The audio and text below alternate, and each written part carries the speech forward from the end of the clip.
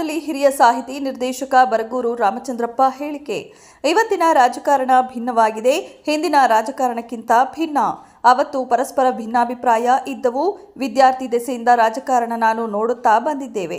ಭಿನ್ನಾಭಿಪ್ರಾಯ ಸಮಚಿತ್ತದಿಂದ ವಿನಿಮಯ ಮಾಡಿಕೊಳ್ಳುತ್ತಿದ್ರು. ಸಿಟ್ಟು ಸಹ ಆಗುತ್ತಿದ್ರು. ಬಹಳ ಪ್ರಬಲವಾಗಿ ತಮ್ಮ ವಿಚಾರ ಮಂಡಿಸುತ್ತಿದ್ರು. ಆದರೆ ಯಾವತ್ತೂ ಕೆಳಮಟ್ಟದ ಬೈಗುಳದ ಟೀಕೆ ಇರ್ತಿರ್ಲಿಲ್ಲ. ನುಡಿ ನೈತಿಕತೆ ಇವತ್ತು ನಾಶವಾಗಿದೆ. ವಾಸ್ತವವಾಗಿ ಸೈದ್ಧಾಂತಿಕ ರಾಜಕಾರಣ ಜಾಗಕ್ಕೆ ಸಮಯ ಸಾಧಕ ರಾಜಕಾರಣ ಬಂದಿದೆ. ರಾಜಕೀಯ ಗುಂಪುಗಳು ನಮ್ಮಲ್ಲಿವೆ. ನಿಜವಾದ ರಾಜಕೀಯ ಪಕ್ಷಗಳು ಇಲ್ಲ. ಹೀಗಾಗಿ ಜನ ಜಾಗೃತರಾಗಬೇಕು. ಎಲ್ಲರೂ ನಿರಾಶರಾಗಿಲ್ಲ. ಇವರನ್ನ ಸರಿಯಾಗಿ ಮಾರ್ಗಕ್ಕೆ ತರುವ ಶಕ್ತಿ ಜನ ಪಡೆಯುತ್ತಾರೆ. ಅತಿರೇಕಕ್ಕೆ ಹೋಗೋದು ಬೇಸರ ತರಿಸಿದೆ. ಇವತ್ತಿನದು ಆರೋಗ್ಯಕರ ರಾಜಕೀಯ ವಿದ್ಯಮಾನಗಳಲ್ಲ. ಚುನಾವಣೆ ಒಂದು ಸ್ಪರ್ಧೆಯಷ್ಟೇ. ಅದೊಂದು ಯುದ್ಧ, ಸಮರವಲ್ಲ. ಯಾವ ಸಿದ್ಧಾಂತ ಇಟ್ಕೊಂಡು ಹೊರಟಿದ್ದೀರಿ? ವ್ಯಕ್ತಿಗತ ಟೀಕೆ ಮೀರಿ ತಮ್ಮ ತಮ್ಮ ಪಕ್ಷದ ಸಿದ್ಧಾಂತ ಹೇಳಬೇಕು. ಸಿದ್ಧಾಂತ ಕೇವಲ 25%ರಷ್ಟಿದೆ. 75% ಬೇರೆ ವಿಚಾರ ಪ್ರಸ್ತಾಪ ಆಗುತ್ತಿದೆ. ಇಲ್ಲಿ ಅಭಿರುಚಿ, ಆರೋಗ್ಯಕರ ನುಡಿ ಕಾಣುತ್ತಿಲ್ಲ. ಇದು ಅತಿರೇಕಕ್ಕೆ ಹೋದಾಗ ಜನ ಅರ್ಥ ಮಾಡಿಕೊಳ್ತಾರೆ. ಬಸವಣ್ಣನವರ ಬಗ್ಗೆ ಯತ್ನಾಳ್ ಹೇಳಿಕೆ ವಿಚಾರ ಯಾರು ಯಾರ ಬಗ್ಗೆಯೂ ಲಘುವಾಗಿ ಮಾತನಾಡಬಾರದು. ವಿದ್ವಾಂಸರು ಸಹ ಹೀಗೆ ಮಾತನಾಡಬಾರದು. ಸಂಶೋಧನೆ ಮತ್ತು ಅಧ್ಯಯನದಿಂದ ಮಾತನಾಡುವ ವಿಷಯ ಇದು. ವ್ಯಕ್ತಿಯ ಹೇಳಿಕೆಗಳಿಗೆ ನಾನು ಪ್ರತಿಕ್ರಿಯೆ ಕೊಡಲಾರೆ. ಸಿದ್ಧಾಂತಗಳ ಬಗ್ಗೆ ಹೇಳಿದ್ರೆ ಮಾತನಾಡುವೆ ಎಂದರು. ಈಗ ಇವತ್ತಿನ ರಾಜಕಾರಣ ಇದೆಯಲ್ಲ, ಹಿಂದೆ ಇದ್ದಂತಹ ರಾಜಕಾರಣಕ್ಕಿಂತ ಭಿನ್ನವಾದ ರಾಜಕಾರಣ. ಯಾಕೆಂದರೆ ಹಿಂದೆ ಇದ್ದಂತಹ ರಾಜಕಾರಣನ ನಾನು ವಿದ್ಯಾರ್ಥಿ ದೆಸೆಯಿಂದ ನಾನು ನೋಡ್ಕೊಂಡು ಬಂದಿದ್ದೀನಿ. ಅವತ್ತು ಹೇಗಿತ್ತು ಅಂದರೆ ಪರಸ್ಪರ ಭಿನ್ನಾಭಿಪ್ರಾಯಗಳಿದ್ದಾಗಲೂ ಸಹ ಅದನ್ನು ಸಮಚಿತ್ತದಿಂದ ಪರಸ್ಪರ ವಿನಿಮಯ ಮಾಡಿಕೊಳ್ತಿದ್ರು. ಸಿಟ್ಟಾಗುವಾಗ ಸಿಟ್ಟಾಗ್ತಾ ಇದ್ದರು. ತಮ್ಮ ಭಿನ್ನಾಭಿಪ್ರಾಯವನ್ನು ಬಹಳ ಪ್ರಬಲವಾಗಿ ಮಂಡಿಸ್ತಾ ಇದ್ದರು.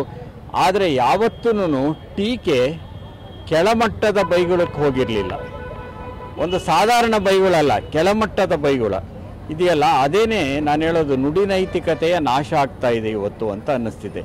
ವಾಸ್ತವವಾಗಿ ಇವತ್ತು ಏನಾಗಿದೆ ಅಂದರೆ ಸೈದ್ಧಾಂತಿಕ ರಾಜಕಾರಣದ ಜಾಗಕ್ಕೆ ಸಮಯ ಸಾಧಕ ರಾಜಕಾರಣ ಬಂದು ಆಕ್ರಮಿಸ್ಕೊಂಡ್ಬಿಟ್ಟಿದೆ. ಹಾಗಾಗಿ ರಾಜಕೀಯ ನೈತಿಕತೆ ಅನ್ನೋದಿಲ್ಲ. ಯಾರು ಯಾವ ಪಕ್ಷದಲ್ಲಿ ಬೇಕಾದರೂ ಇರಬಹುದು. ಇವತ್ತಿಲ್ಲಿರ್ತಾರೆ, ನಾಳೆ ಅಲ್ಲಿರ್ತಾರೆ. ಅದು ಕೇವಲ ಪಕ್ಷಾಂತರ ಅಷ್ಟೇ ಅಂತ ಅನಿಸೋದಿಲ್ಲ. ತತ್ವಾಂತರವೂ ಆಗ್ತಿರುತ್ತೆ. ಆದರೆ ತತ್ವ ಉಳಿದಿದೆಯಾ?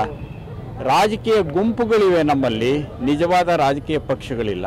ಸರ್, ಇದು ಎಲ್ಲಿ ಮುಂದೆ ಯಾವ ಅಪಾಯಕ್ಕೆ ತೆಗೆದುಕೊಂಡು ಹೋಗೋದು? ಇಲ್ಲ, ಜನ ಜಾಗೃತರಾಗಬೇಕು ಅಷ್ಟೇನೇನೆ. ಜನ ಜಾಗೃತರಾಗಬೇಕು. ಅಂಥ ಜನ ಇಲ್ಲ ಅಂತ ಹೇಳೋದಿಲ್ಲ ನಾನು. ಪೂರ್ತಿ ನಿರಾಶೆ ಅಂತ ಅನಿಸೋದಿಲ್ಲ ನನಗೆ.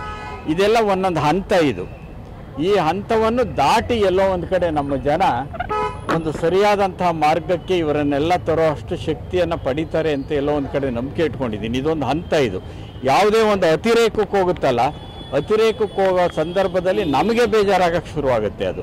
ಆದರೆ ಇವತ್ತು ನಡೀತಾ ಇರೋಂಥ ವಿದ್ಯಮಾನಗಳು ಮಾತ್ರ ಅವು ಆರೋಗ್ಯಕರವಾದಂಥ ರಾಜಕೀಯ ವಿದ್ಯಮಾನಗಳು ಅಲ್ಲ ಅಂದ್ಕೊಂಡಿದ್ದೇನೆ. ಚುನಾವಣೆ ನಡೆಯುತ್ತೆ, ಅದು ಯುದ್ಧ ಅಲ್ಲ, ಸ್ಪರ್ಧೆ. ಅದನ್ನು ಯುದ್ಧ ಸಮರ ಅಂತಲೂ ಬಿಂಬಿಸಬಾರ್ದು. ಒಂದು ಸ್ಪರ್ಧೆ. ಸ್ಪರ್ಧೆಯಲ್ಲಿ ಸೋಲಿರುತ್ತೆ, ಗೆಲುವಿರುತ್ತೆ. ಆದರೆ ಯಾವ ಸಿದ್ಧಾಂತ ಇಟ್ಕೊಂಡು ಹೋಗ್ತಿದ್ದೀರಿ ನೀವು? ವ್ಯಕ್ತಿಗತವಾದಂಥ ಟೀಕೆಗಳನ್ನು ಮೀರಿ ನಿಮ್ಮ ಪಕ್ಷದ ಸಿದ್ಧಾಂತ ಹೇಳಿ. ಜನಗಳಿಗಿಂತ ಕಾರ್ಯಕ್ರಮ ಕೊಡ್ತೀವಿ ಅಂತ ಹೇಳಿ. ಅವು 25% ಇವೆ, ಅವು ಇಲ್ಲ ಅಂತ ಹೇಳಲ್ಲ. ಆದರೆ 75% ಬೇರೆ ವಿಚಾರಗಳ ಪ್ರಸ್ತಾಪ ಆಗುತ್ತವೆ. ಅಲ್ಲಿ ಅಭಿರುಚಿ ಮತ್ತು ಆರೋಗ್ಯಕರವಾದಂಥ ನುಡಿ ನನಗೆ ಕಾಣಿಸ್ತಾ ಇಲ್ಲ. ಆದರೆ ಇದೆಲ್ಲ ಒಂದು ಕಡೆ ಅತಿರೇಕಕ್ಕೆ ಹೋದಾಗ ನಮ್ಮ ಜನ ಅರ್ಥ ಮಾಡ್ಕೋತಾರೆ ಅನ್ನೋಂಥ ನಂಬಿಕೆ ಇದೆ. ಯತ್ನಾಳ್ ಅವರು ಬಸವೇಶ್ವರರ ಐಕ್ಯತೆ ಬಗ್ಗೆ ಒಂದು ಮಾತು ಇಲ್ಲ, ನಾನು ಆ ವಿಷಯಗಳ ಬಗ್ಗೆ ಎಲ್ಲ ಮಾತಾಡೋದಿಲ್ಲ.